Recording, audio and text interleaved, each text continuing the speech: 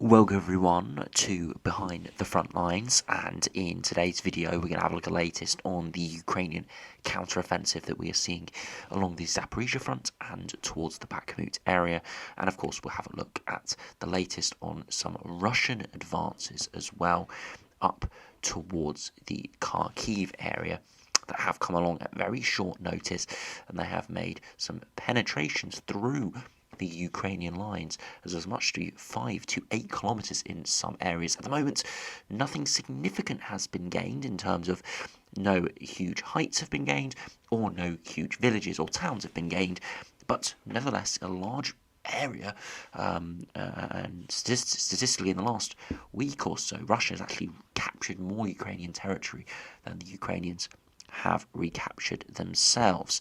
So we'll start along the Zaporizhia front today, where we have got the main Ukrainian counter-offensive. Of course, we've got the two main axes that have got active battles towards Tokmak, and of course on the Vilnius-Novosilka line, trying to break through this area. Now we have still got battles going on near Piatki, and there have been videos coming out of Serbianki as well of some fierce fighting, but no advances really in the last week or two, just some extensions to the grey zones in the last few days, so nothing significant really at all.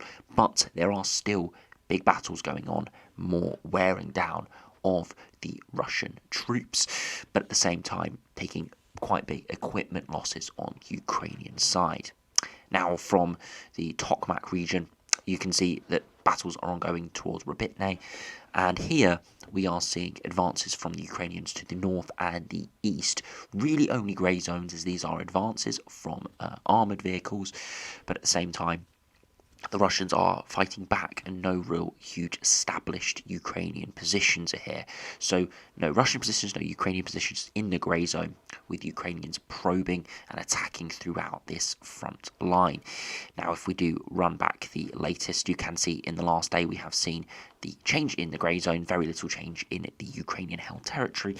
Therefore, again, just signs that Ukrainians are advancing but not establishing full control. Again, a very slow offensive this has been so far, but there are some rumblings coming out from certain sources that the Ukrainians are preparing for main spearhead attacks. They did try them in June, trying to break through the initial front lines, which were very unsuccessful. And then about a month ago, towards the start of July, they changed it to more probing with more infantry assaults.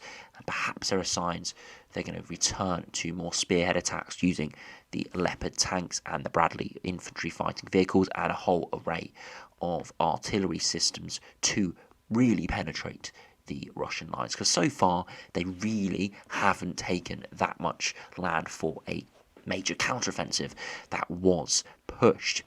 Now we can't actually measure the amount of land that they have taken so far, and you can see if we go to the north here and go just to the edge of Robitne, you can see that they have made advances of around 5 kilometers, and if you go to the edge of the grey zone, perhaps as much as 6 kilometers. So it is a fair distance, but compared to the fact that Tokmak is almost 30 kilometers away from the starting area and now about just over 20 kilometers away, there really isn't too much significant ground gained.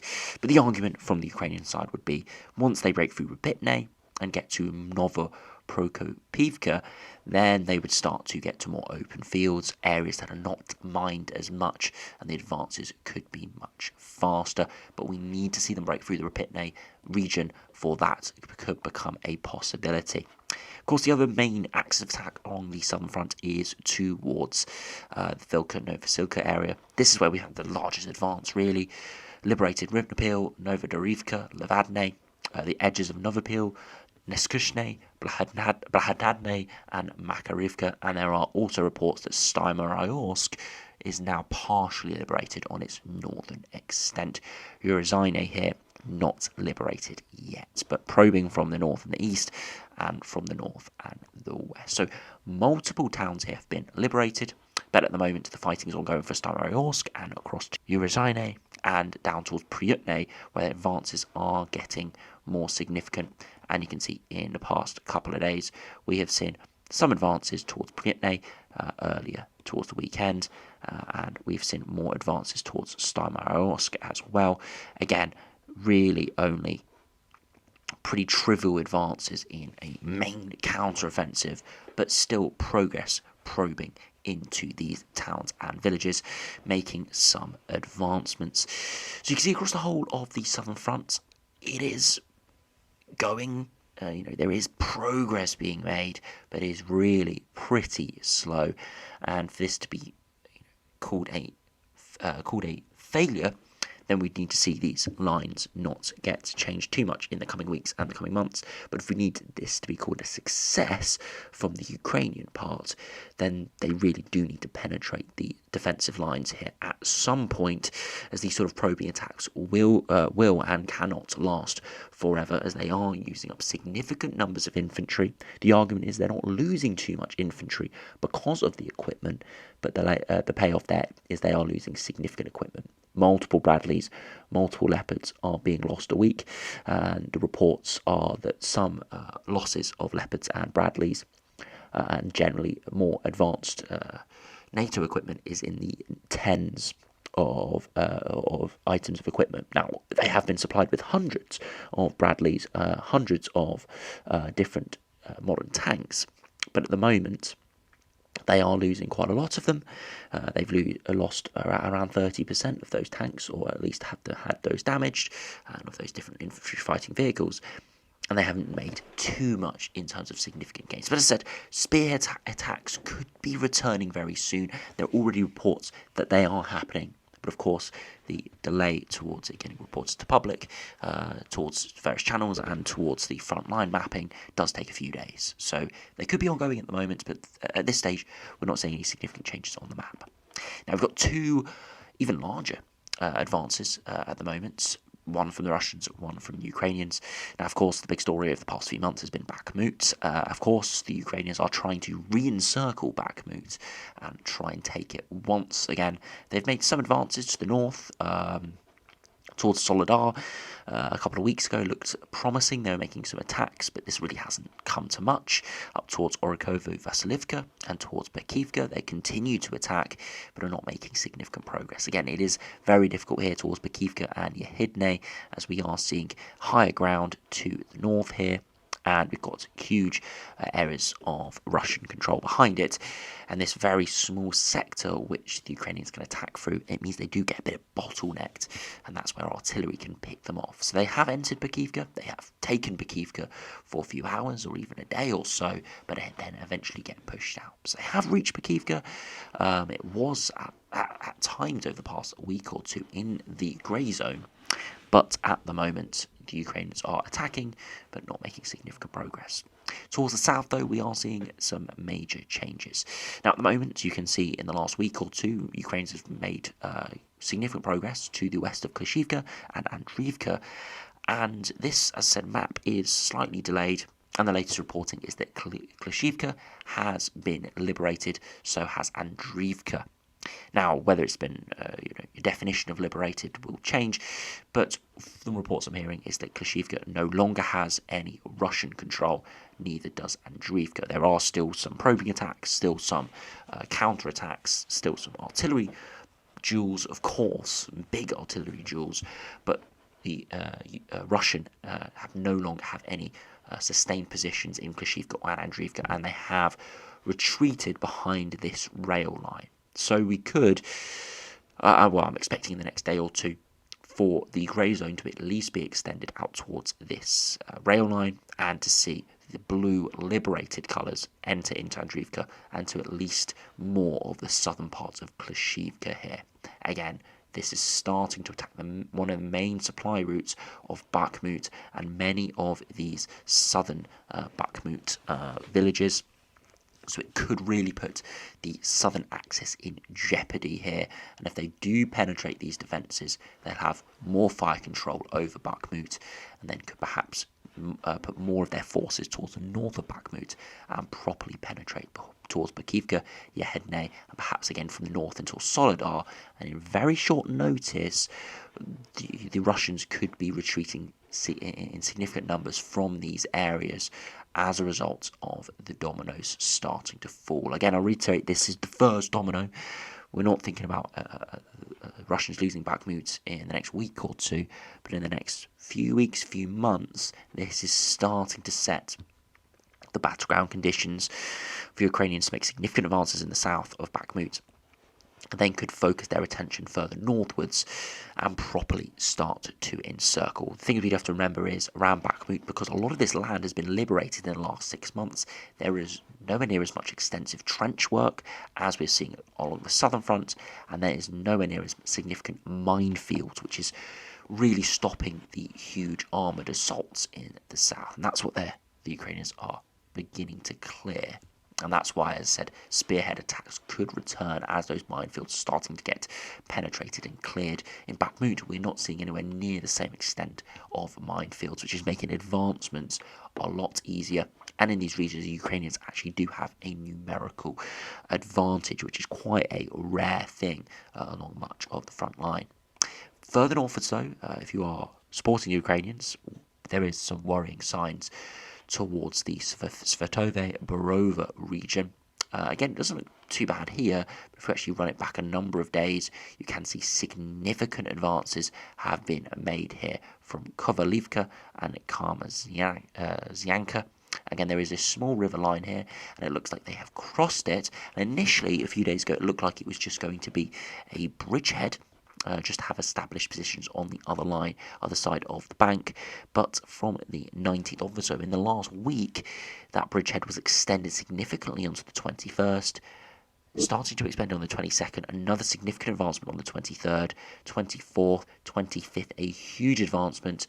But in the last 24 hours, this has been corrected to pull those Russian troops back. So again, reporting from this region isn't particularly great at the moment because a lot of the focus is along the Zaporizhia line and the Bakhmut region, as this has been really only become an axis of movement in the last week. So this isn't great reporting at the moment, but sources are indicating that the Ukrainians have sent many reserves and that they have pushed back the Russian advance from Kopanke, and they are in partial control of Nadir, a very small village here, but perhaps could be pulled back further.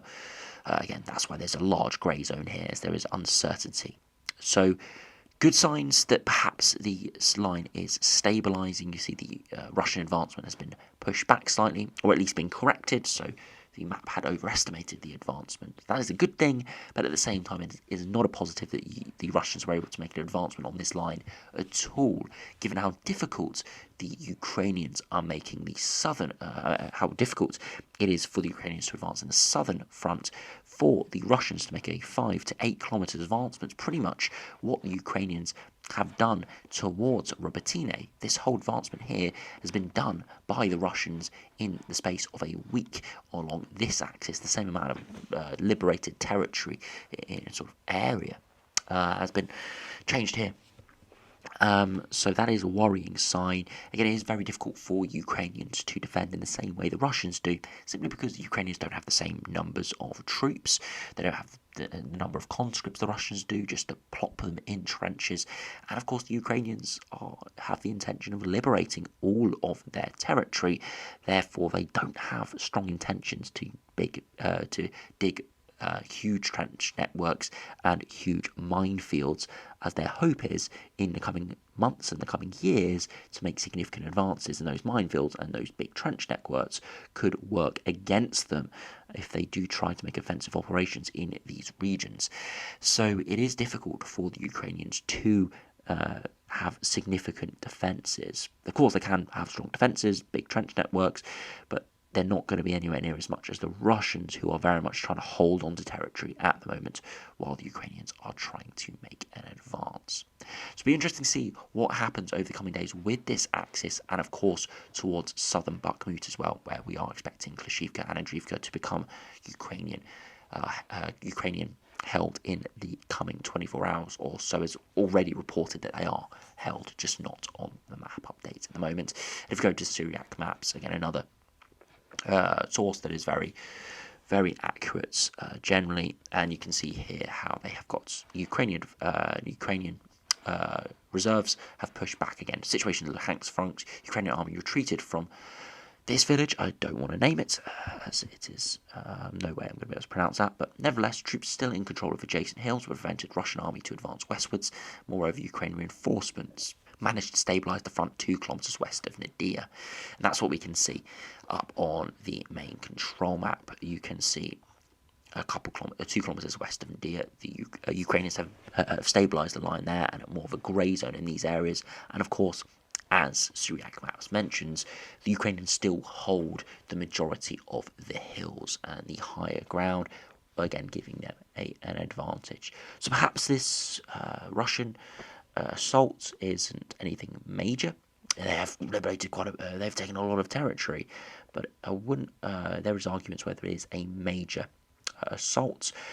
The reason and the rumours that are going around for the start of this assault is because there was a Ukrainian troop rotation where certain brigades left this region and were replaced by other brigades, inexperienced brigades, and that meant that the Russians pounced on that with troops that are had less knowledge of the terrain and the attack vectors and a lot of what is going on along the front, and the Russians capitalised that and made an initial breakthrough across the river.